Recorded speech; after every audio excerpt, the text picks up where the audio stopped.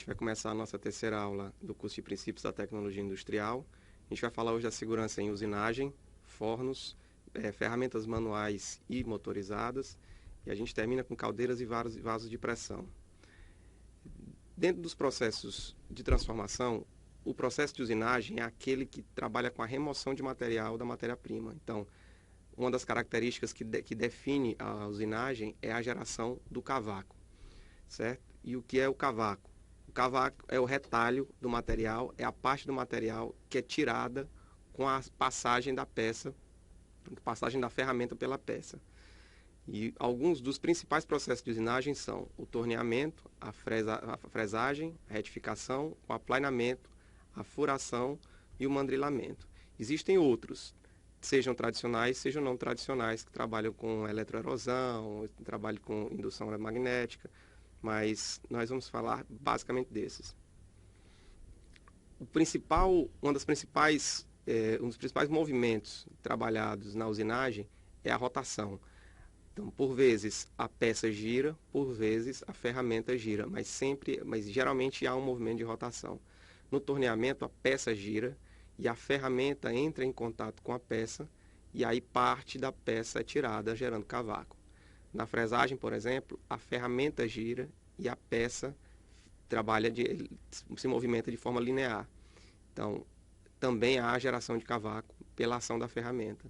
No mandrilamento, o rebolo gira, e na retificação, o rebolo gira, e dessa forma consegue diminuir as dimensões da peça, também pela geração de cavaco. Só que o cavaco do mandrilamento é um cavaco diferente, é um cavaco em gota. Dessa forma, a gente já viu lá na primeira aula que movimentos alternados, movimentos rotativos, trazem risco para o operador. O principal risco é o agarre. Então, tem que ter bastante atenção com vestimentas abertas, cabelos longos, cordões, até mesmo o cordão que segura o EPI, o plug. Então, a fixação da peça tem que ser muito bem feita para que a peça não saque enquanto gire. A geração do cavaco, por vezes, existem vários tipos de cavaco. O cavaco pode se fragmentar ou ele pode criar uma fita, um fio. E por vezes o operador fica tentado a tirar o cavaco com a mão para poder enxergar a peça e ver como a peça está sendo trabalhada. Nesse movimento pode haver agarre de partes, como dedo, mão, a própria manga da camisa. Então deve-se evitar a retirada do cavaco com a mão, com ar comprimido, qualquer coisa que a mão tenha que se aproximar do processo. Ter cuidado com o avanço exagerado da máquina, porque um avanço exagerado gera esforços muito altos na ferramenta e a ferramenta pode romper e virar uma arma, um projétil, pode atingir o operador. Somente realizar manipulação da máquina com ela parada, principalmente a manutenção, e utilizar óculos de proteção e protetores auriculares. No esmerilhamento é importante verificar as condições do rebolo também, porque o rebolo também é uma peça que gira em alta rotação. No esmerilhamento e na retificação pode-se gerar fagulha, então a ausência de qualquer tipo de material inflamável por perto, às vezes até a utilização de anteparos para poder reter a geração de fagulhas. Cuidar para que as fagulhas não atinjam não só o operador, mas também as pessoas que passam perto. Então, se houver trânsito de pessoas próximo à operação, trabalhar com anteparas, assim como se trabalha na solda. É importante lembrar que para todas as máquinas é importante que o operador tenha familiaridade com o manual, certo? Como a gente fala desde a primeira aula. As máquinas de usinagem CNC, ou por controle numérico, elas geralmente são protegidas por lei, elas devem ser, mas a gente em algumas oficinas você consegue ver máquinas com controle numérico que não são protegidas. Pois a gente tem o torno CNC, a gente tem fresa CNC, mas a gente tem outras ferramentas que são também por controle numérico, como os routers, né, as fresadoras CNC de grande porte, que são abertas. Para manter a segurança, você coloca elas em salas fechadas, né? Então você coloca um enclausuramento da máquina. Elas são de controle numérico, elas têm proteção, elas têm todo tipo de intertravamento, mas elas ainda geram risco. Então, os CNCs, além das recomendações já citadas, é importante testar a máquina em usinagem vazio, Então você tira a peça, você faz uma simulação de usinagem para ver se há algum problema na máquina antes de começar a usinagem, certo? Se você observar dentro do CNC, você tem fiação, mangueiras de alta pressão, então pode ser que uma mangueira dessa se rompa no meio do processo, então fazer o teste de usinagem em vazio. Manter sempre a porta fechada durante toda a tarefa, e no caso de ruído ou vibração fora do normal, para a usinagem, e primeira ação é investigar os erros apontados pelo manual. Se for algo que seja possível de ser solucionado, solucione. Em caso de algo fora do alcance do pessoal da manutenção, então contactar o fabricante ou o responsável pela manutenção no local. Saindo da usinagem, passando para os fornos, que quando a gente fala forno, você nunca imagina, você às vezes não consegue imaginar o tamanho do risco que um forno pode trazer para o operador. Nós estamos falando de um forno que extrapola a cozinha industrial, que extrapola a panificação.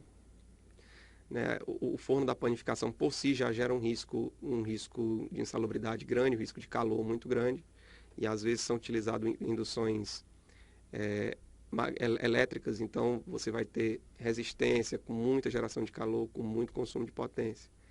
Mas nós estamos falando também de fornos que trabalham com recozimento de material, fornos de fundição, que têm temperaturas elevadíssimas e que geram, além do risco calor, também geram um risco de acidente muito grande.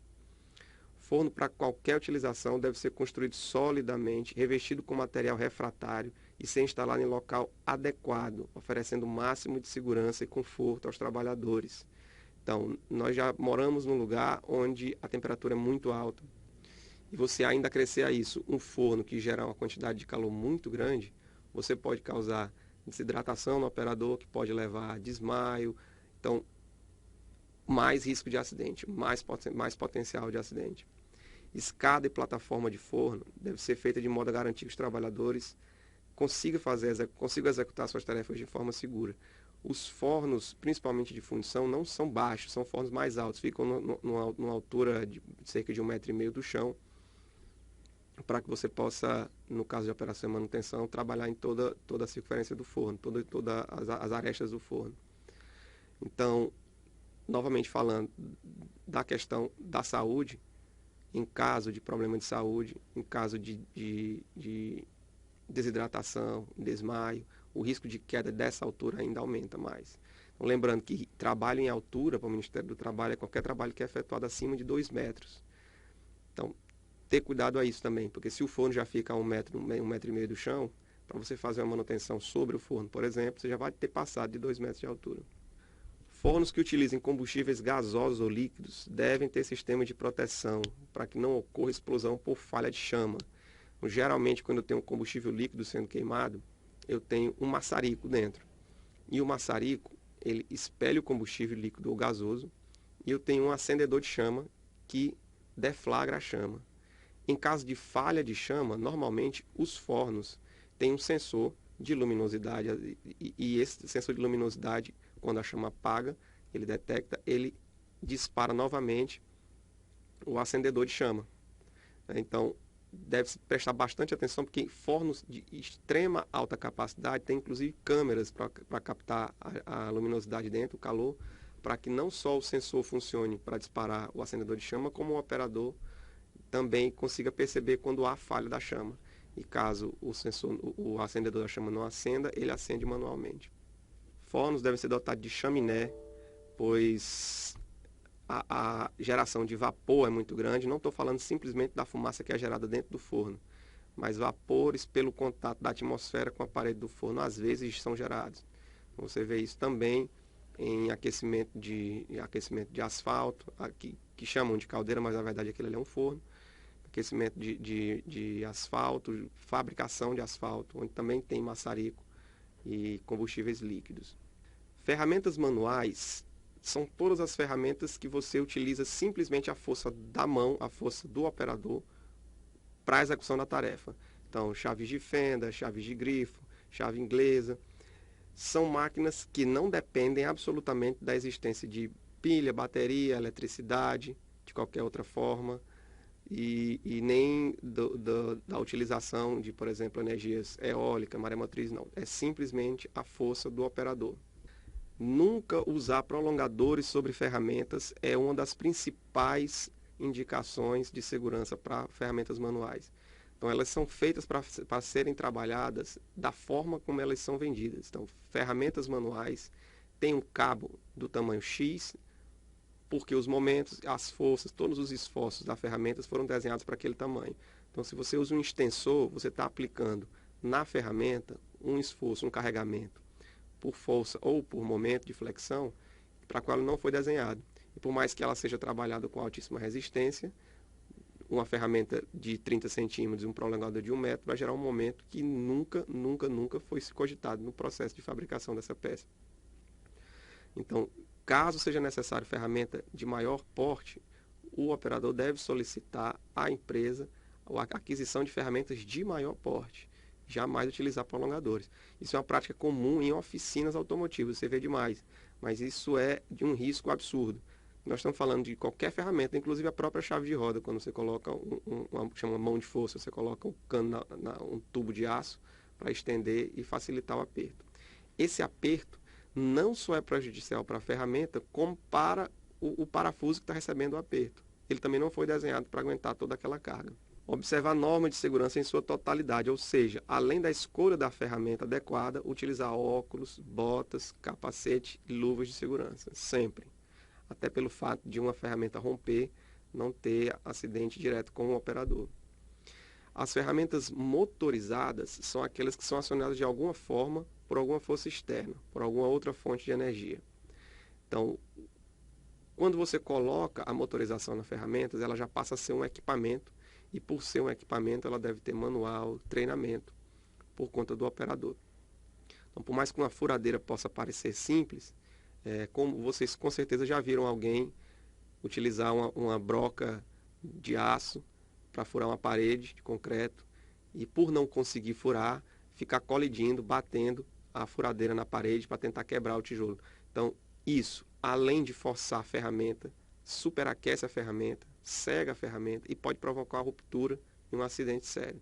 Então, por mais simples que possa parecer a ferramenta motorizada, a ferramenta elétrica, toda ferramenta deve ter, todo equipamento elétrico, todo equipamento que não seja manual, quer dizer, os manuais também, mas diretamente todos os equipamentos motorizados devem ter treinamento do operador. Deve-se realizar a seleção adequada da ferramenta para a operação. Voltando ao caso da furadeira, então você compra uma furadeira de pequeno porte, uma furadeira para hobby, e vai tentar utilizar para furar uma viga de concreto, para furar uma coluna de concreto, uma parede com concreto mais reforçado. Você não consegue, você insiste, queima a ferramenta novamente, queima o próprio equipamento, não vai conseguir efetuar a tarefa. Se você pega uma furadeira de grande porte, apropriada para o caso, você consegue, além de diminuir, além de conseguir fazer a tarefa, você poupa a ferramenta, poupa equipamento, poupa esforço do operador e poupa tempo de operação. E ainda minimiza o risco de acidente durante toda essa operação. Então, a seleção da ferramenta correta deve ser feita. E em caso da inexistência da ferramenta, deve-se procurar uma forma de adquiri-la, ou por compra ou por aluguel, para a segurança do operador e para a melhoria também dos custos da empresa. Então, deve sempre pensar, levar em consideração essas duas ações. O pessoal da segurança deve dar uma colaboração forte nesse tipo de coisa, porque fora os custos da empresa, a segurança do operador está em questão. Então, é ação direta do pessoal da segurança. Compressores e vasos de pressão. Inclui-se também caldeiras. Tem uma norma específica para serem tratados. Então, na NR13 você vai ver caldeiras e vasos de pressão. O compressor por si é uma máquina de fluxo, deslocamento positivo, mas o cilindro onde é guardada a pressão é um vaso de pressão. Então, o compressor é uma máquina de fluxo com o intuito de elevar a pressão de um fluido. Você vai comprimir fluidos e você tem um potencial muito grande ali de fluido para escoamento.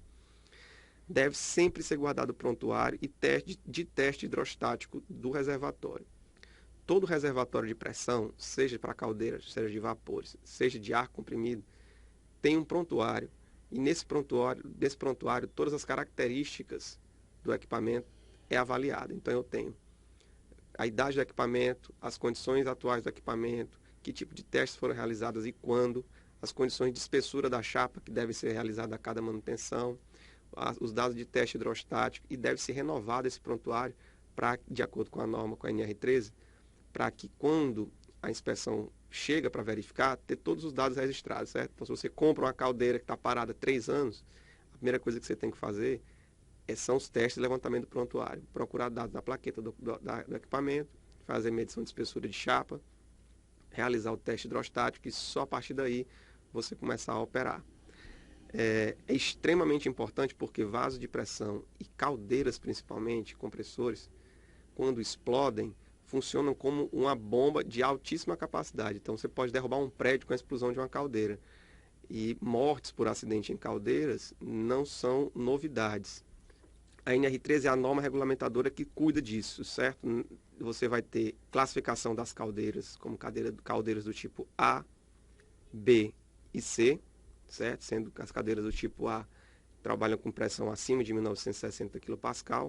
Caldeiras do tipo B são caldeira do tipo B são aquelas que trabalham com pressão igual ou inferior a 588 kPa, e as caldeiras do tipo C são aquelas que não se enquadram em nenhuma das duas categorias.